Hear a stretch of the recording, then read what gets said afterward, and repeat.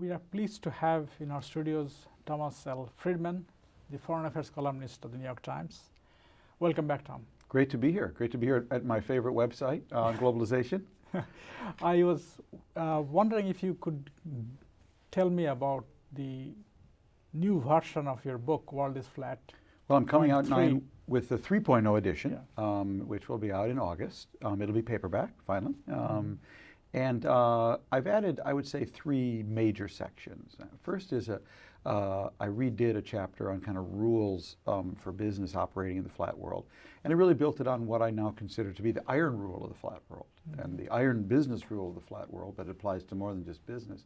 I would argue is this: when the world is flat, whatever can be done will be done. The only question is, will it be done by you or to you? That's the only question. In your place or somewhere else. Exactly. Yeah. Because when the world gets this flat, it means that when so many people have this much connectivity and this many distributed tools of innovation and collaboration, if you have an idea, Nayan, promise me you'll do it, because someone in Slovenia will. Because there's too much education, too much knowledge, too much connectivity, and too much distributed tools of innovation, too much in inverted commas. I think it's wonderful. So that whatever can be done will be done. And then what I do is I actually give a whole set of examples of the incredible mix-em, match-em combinations that people are creating out of nowhere to create global companies. I give you one example I cite: South Sioux City, Nebraska. I talk about a company out there that imports a machine from Korea that makes prefab walls, along with the insulation, makes the insulation and the wall together. Evidently there's a great efficiency in that. They then sell this machine to Kuwait.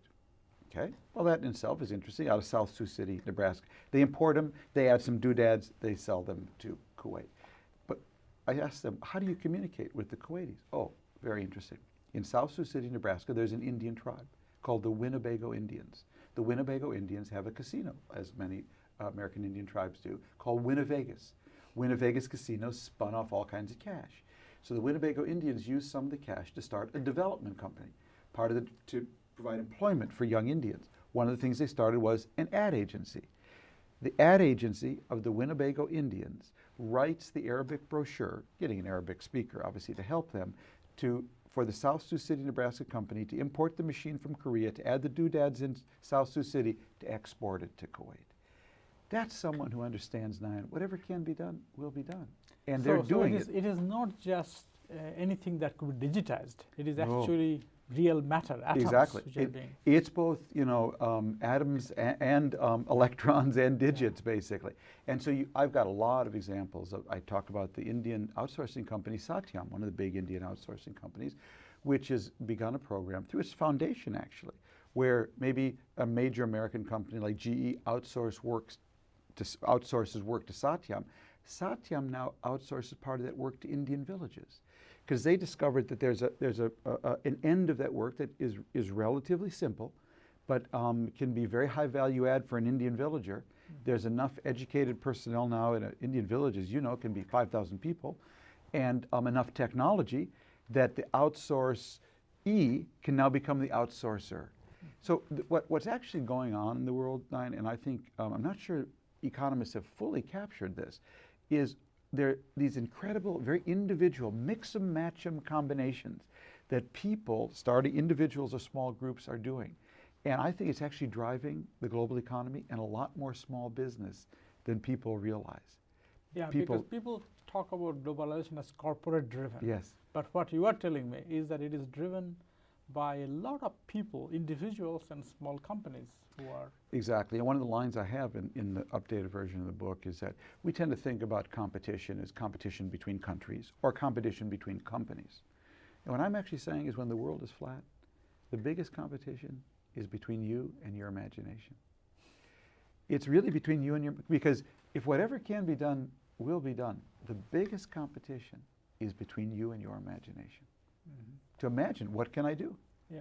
And this idea that it's all multinationals, it's all big corporate, well, that is going on, but the other is going on just as well. Because laying the infrastructure through which these transactions take place requires a lot of investment. Exactly. Which where the multinationals come in. That's where they come in. And in this world, have no doubt, the big can act really big and really small. There's a wonderful, I had actually an ad for UBS, bank. My stockbroker is at UBS. So I was calling him on the phone one day, and I was put on hold. And so I'm just listening to, there's a loop of an ad going over it, and it says, I think I've got this right, UBS, our offices are everywhere and right next to you. And it's this idea they can operate globally, but also really micro-locally and serve you as an individual. And so the big can act really small in the flat world, but the small can act really big. And the same is, and both are happening. Now, in the image picture you present is that it is really growing and becoming more intensified. Yes. And yet, from judging by what we read on the American press, there is a growing concern that this is going to lead to more and more job loss. And recently, I think Wall Street Journal had a piece in which it quotes Alan Blinder, the former Clinton economic advisor, as saying that up to 40 million American jobs may be lost because of outsourcing. And that is a very potent piece of news in an election year. So how do you see this panning out? Well, I think Alan's onto something. I mean, Alan's someone who's, in my experience and conversations with him, has understood the implications of the flat world as well as any, if not better than any other economist. And he's understood that when this much work can be made fungible, digitized, that it will go wherever it can go. It'll be like water. It'll find its natural, most productive and efficient point in a flat world. And I think that what Alan's contributed to the discussion is actually a very careful analysis of every job and even slices of different jobs, whether it's lawyering, or financial services or design, and saying, this slice now is so digitizable. Tradable. It is tradable, exactly now. And that means if it can be done, it will be done. And so I think he's analyzed 815 categories of jobs. Yeah. And I think it's very, very interesting what he's done, and I would urge people to look at that.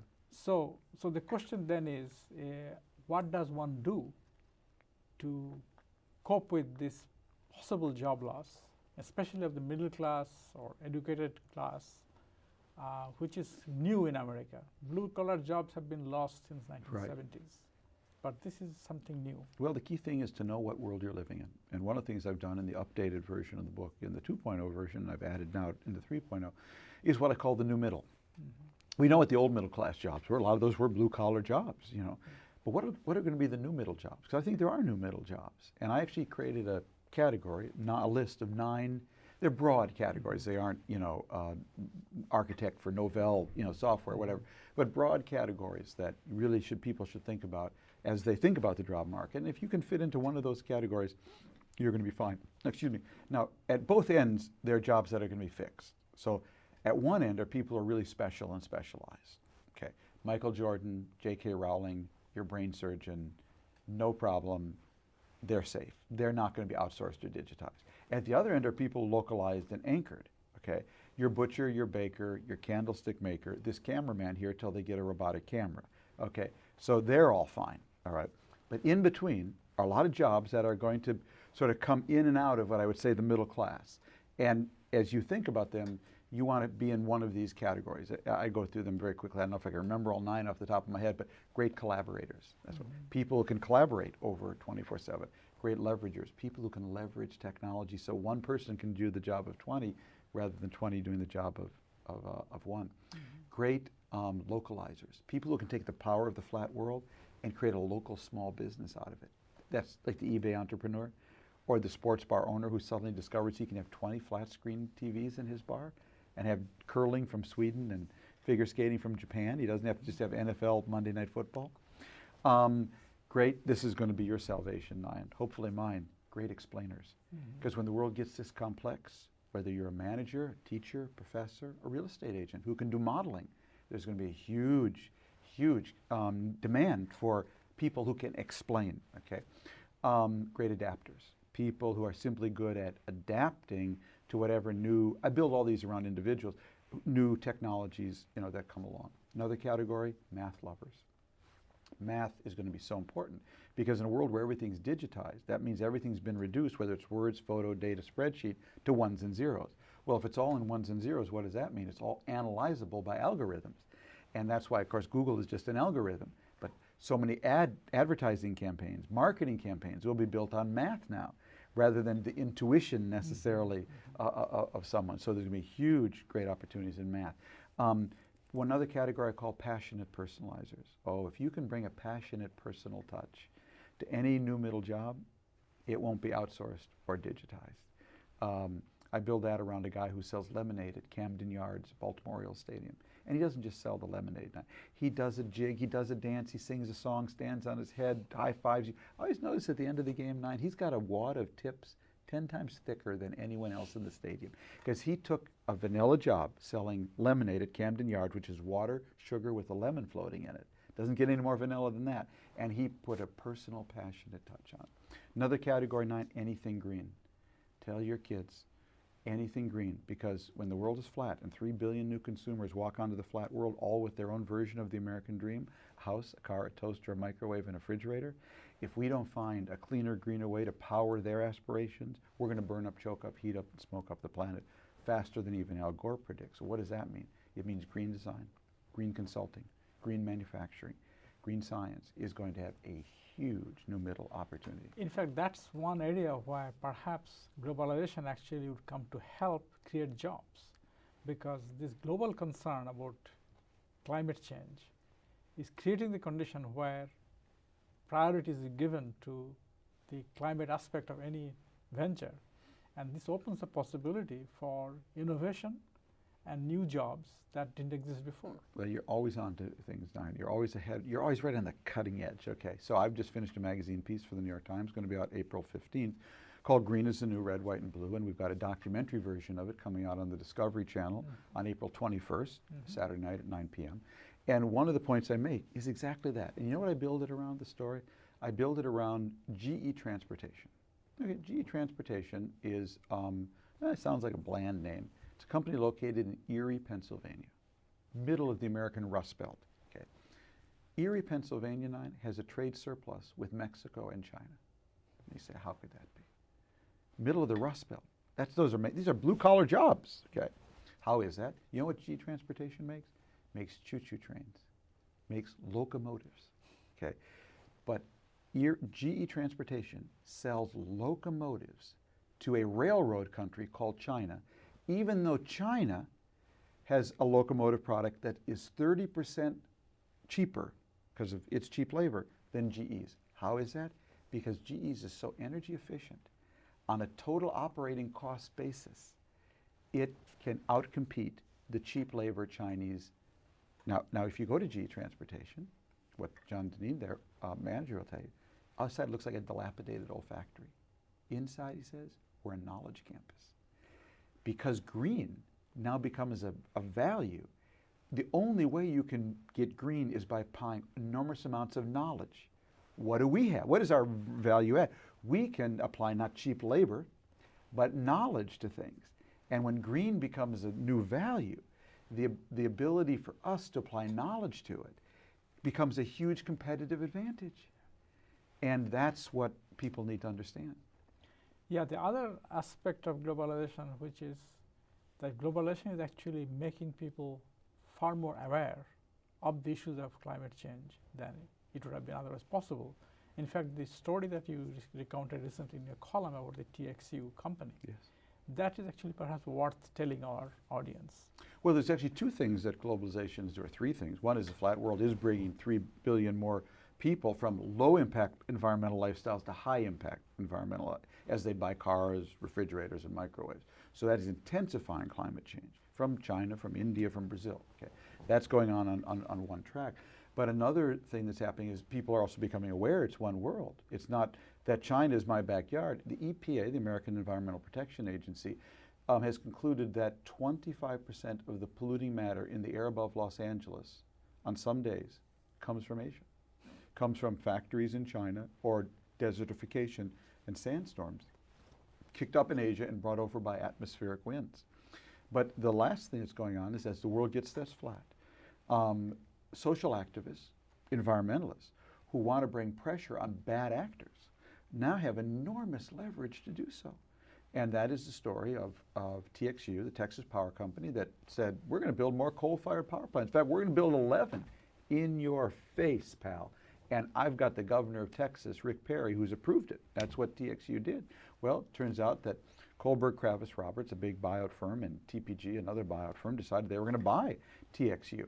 And they put $45 billion on the table, basically, $32 million and about $13 billion in debt assumption. And the whole deal was held up. The whole deal was held up, Nayan, by two people who had no money on the table. Environmental Defense and the Natural Resources Defense Council, who were brought in by the buyers. These are NGOs. These are NGOs, environmental NGOs, who were brought in by the buyer, who said, I don't want to buy this company because you environmentalists have been using the internet to run a campaign against them, and we don't want the trouble. So we want to buy this company. And they had almost a marathon, almost day-long negotiation at the Mandarin Hotel in San Francisco to sort out the whole deal. And the people whose approval made the deal possible were the only two people who had no money on the table, the two environmental groups. They had the power of the internet They behind had the power of the flat world and the internet that they could leverage, and the buyers did not want to take on that power. The same thing is happening, for instance, with Starbucks. Starbucks is a different company today than it was 10 years ago. Absolutely. Walmart, the same thing. Yeah, they're responding to... And that's one of the new chapters I actually have in the book. The chapter is called, If It's Not Happening, It's Because You're Not Doing It. And it's really addressed to young people. It's about social entrepreneurship and activists, and basically saying, look, when the world's this flat, you care about an issue, whether it's helping the poor or stopping genocide in Darfur. Well, if it's not happening, it's because you're not doing it, because you can do it. You could be organizing a website. You could be organizing a web campaign. You could be tapping a global constituency and mobilizing it for your cause. If you do it, if you've got merit on your side and can make a compelling argument. So if it's not happening, it's because you're not doing it. And the chapter is built around a bunch of examples around that. I've got one other new chapter, which is called What Happens When We All Have Dogs Hearing? And what it's about is, in some ways, the flip side. It's about a world where all these individuals are blogging, podcasting, YouTubing, creating their own content as individuals. And search is getting more perfect at the same time. Google, technorati.com. Now what happens now in a world where everyone's creating their own content over here and search is getting more perfect over here? What it means is if I can go to Google now and I can put in Nayan Chanda, hit I'm feeling lucky, and I can see everything written about you. I can see everything blogged about you on technorati.com. What does that mean, Nayan? What it means is we can all now hear everything whispered about us. What does that mean? We all have dogs hearing. And the social implications of that are going to be, I think, profound. So I've written a chapter on that as well. Yeah, that is something going to come as the internet spreads. Right Yes. now, about 100 million, sorry, about a billion people are connected. Right. Out of 6 billion. So it's still 1/6 of the world is connected. Yes. And as the internet spreads, the dog's hearing Yes. impact. You're going to more and more. Impact, You're going to be yes, able to hear everything whispered about you. Yeah. The other question, though, Tom, is you mentioned Darfur. Darfur is a tragedy which is looks like the world cannot do anything about it. Yeah. And now what's going on in Zimbabwe? Yeah. So, how, as an international observer of long-standing, how do you see these two countries getting away with murder? How is it possible in this flat Literally world? getting away with murder. And in some ways, it's a part of the flat world, some not. When the case of Sudan, it has this resource called oil. China, I think, is the biggest shareholder in this National Sudan Oil Company, or one of them. And so Sudan hides behind, uses that, and the threat of cutting off these oil contracts, or just the leverage that it enjoys from that, in order to buy its self-protection. And then you have all these sovereignty issues. Oh my God, you know. And so this is a case where it seems to me Africa should be taking the lead, and is not, and should be basically saying to Mugabe, you're out of the club. What you are doing to abuse your people, what you, Sudanese government, are allowing by way of mass murder in your borders, simply puts you out of the club. And there is no free pass because of sovereignty. I think it's got to start with Africa doing that. Mm-hmm. Lord knows if Africa did that, the whole world would pile in. But if Africa is not ready to do that, if it's ready to do the opposite, South Africa has been protecting Mugabe. We know that, you know, and the Arab world has protected Sudan, and prevented a UN mandate. You know, now yes, we, the United States, could fly in troops and conceivably stop this genocide, but you know, given what's going on in Iraq now, that's not likely to happen. Yeah, the U.S. ability to actually act in the world has been greatly circumscribed. If you remember that when Colin Powell called what's going on in Sudan as genocide, Yes. nothing happened. Right. In older times, the U.S. pronounces a country Right. performing genocide. That would have a huge impact. Look what's going on today. You know, as we speak, 15 British sailors have been abducted. Iran claims they strayed into Iranian territorial waters, and were snatched by the Revolutionary Guards, and they're now in Tehran. Maybe it'll be resolved, maybe not. But you know, this has gone on for a week now. And what really strikes me watching that story is two things. One is, Nayan, if I ever get abducted, please don't call the EU to help me out. Okay? Here's Great Britain. I mean, they're a member of the EU. And why are they fighting this alone? I mean, to me, within 24 hours, the EU should have had a high-level meeting that said to Iran, either let these guys go, or you know, we're going to end we'll freeze all economic relations or all diplomatic relations with you. That's number one. I mean, either the EU feels the Iranians are right, that the Brits, you know, strayed into their waters. So either the EU believes Iran over Great Britain, or they don't care about piracy.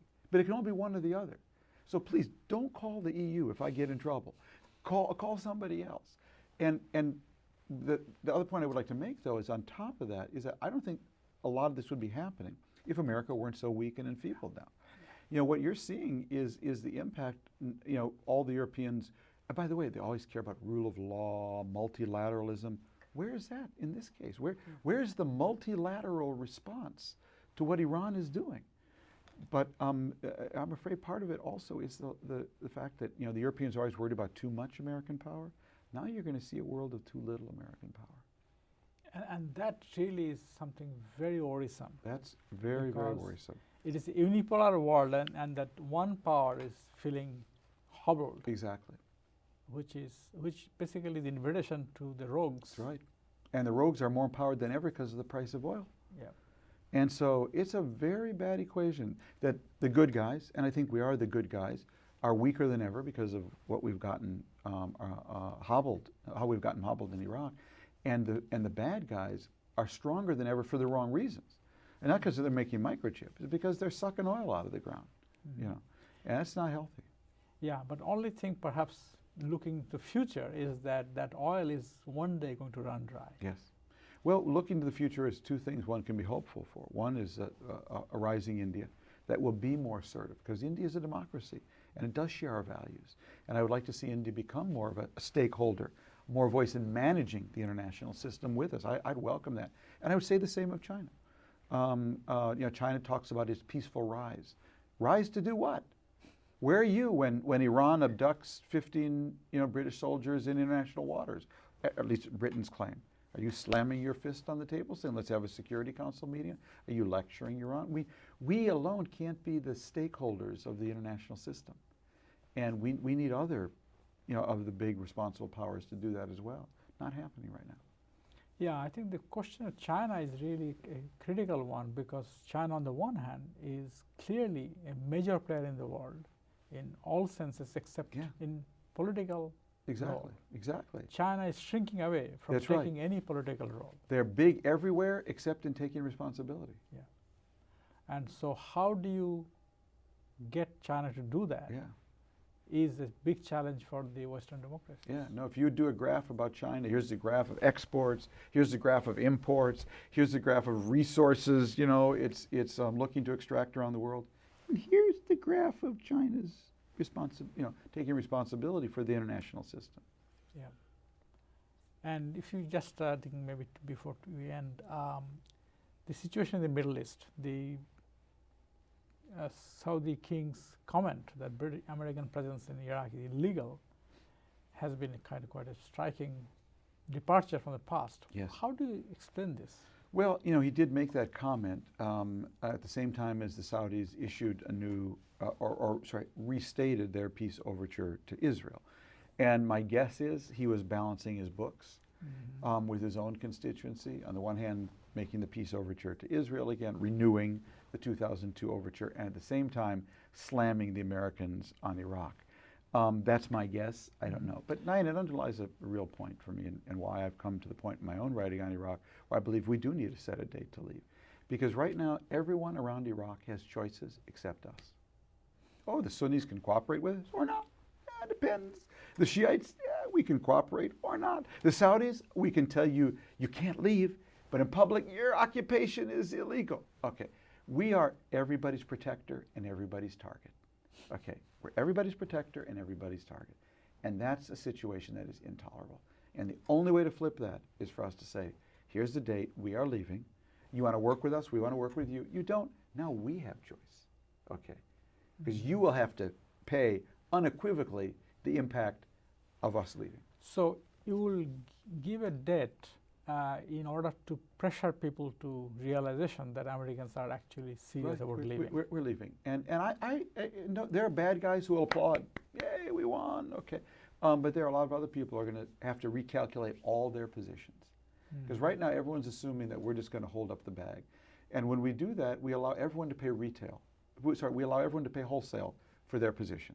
No, you want your position, you're going to have to pay retail for it now because we're going. So we're not going to be subsidizing the difference between wholesale and retail. So that's basically why. So what would be your sort of debt if you are asked to give? You know, a debt? I don't. You know, a year, 8 months. I sent everyone home for Christmas 2 months ago. You know, now obviously we will have to leave troops on the borders of Iraq. We'll have to create safe zones. We have a moral responsibility to Iraqis who have worked with us. But the more you read the news from Iraq, the more it is obvious this is a civil war. And it's a civil war at that early stage where both sides think they can win. And therefore we, rather than being the broker, are seen by both sides as the obstacle to their victory. So rather than being seen as the broker who can actually manage the deal, we're seen by both sides, if only the Americans would get out of the way, we could have it all. And when you're in that situation, tragically, unfortunately, you have to let people just basically find the balance of power. But I don't think we can just walk out of Iraq. I think we need to get out of the way of that conflict, though, and say, look, if you guys want to fight it out, go ahead. If not, we'll be happy to draw the borders. But we do have to create safe zones. We do have to give Iraqis green cards. We have a moral obligation to not be the sponsors of a genocide there. The U.S. presidential election is in November 2008. So that almost gives a deadline. Right, absolutely. That's it. Well, and it is a deadline in another. Yeah, what I worry about is that Bush has an exit strategy for himself, but not for the country. And see, what Bush, I believe, is trying to do is get Iraq at a low enough level of violence where he can turn it over to the next president without looking morally irresponsible. Okay, Iraq is not going to be resolved in 18 months, surge or no surge. It's not even going to be self-sustaining. It is if everything went well. But Bush wants to get that down to that level where he can turn it over and not have to say, I presided over the failure with helicopters leaving the embassy. And I don't think we have enough people there to do that. I don't think you're going to be able to do that. I don't think you're going to have anything even approaching self-sustained. I don't know what's going to happen, but I'm dubious, let me put it that way, that this is going to work. I hope it does. I hope he's right. But I think that's his game. Because he does not want to come to, if we come to, election day 2008 or post-election, and Iraq is burning like it is today, and he just leaves it to the next person, that will be a damnable act, So he's got to decide beforehand. I think the country is going to decide, and I think most importantly, who I'm looking for to decide now is the Republican Party. They will make the decision. Yeah. The Republicans running for office aren't going to. Yeah. But look, we have to hope for the best. What's going on in Iraq is tragic, and the people who are winning, are the most anti-modern, anti-democratic, We have Nihilists. Nihilists. These are nothing but nihilists, and that's what breaks my heart. As someone who really hoped this would work, that we could collaborate with the Iraqis to implant a foundation of democracy in that part of the world, which I still think is so important. But we're up against a nihilism there, Nayan, that takes your breath away. Reading the paper coming up this morning, people loading ambulances and blowing themselves up. You know, people loading food trucks with dynamite and blowing themselves up as people gathered around to get food. People blowing up schools, universities. This is nihilism like we have never, like I certainly have never seen, I should say, in any other context. Yeah, this is indeed the gravest moment in the modern history. Yes, because if this breaks out, and Yeah. it's a tremendous challenge for the Muslim world. Because also reading the paper coming up, I saw there was a suicide bomb in Pakistan today. So this is spreading now. It's spreading as a way to solve problems. You have a problem with someone, suicide bomb them. And what's so problematic about that, Nayan, is that suicide bombing it's very hard to defend against. And because it's so hard to defend, because every person is a potential bomber. You're a potential bomber. The cameraman is a potential bomber. Well, when that's the case, that's the end of open society. Yeah. Because if everyone's a potential bomb, then everyone else has to be a potential policeman. And that is a huge threat to open societies. Well, Friedman, thank you very much for your thoughts. My pleasure, and great to be with you again.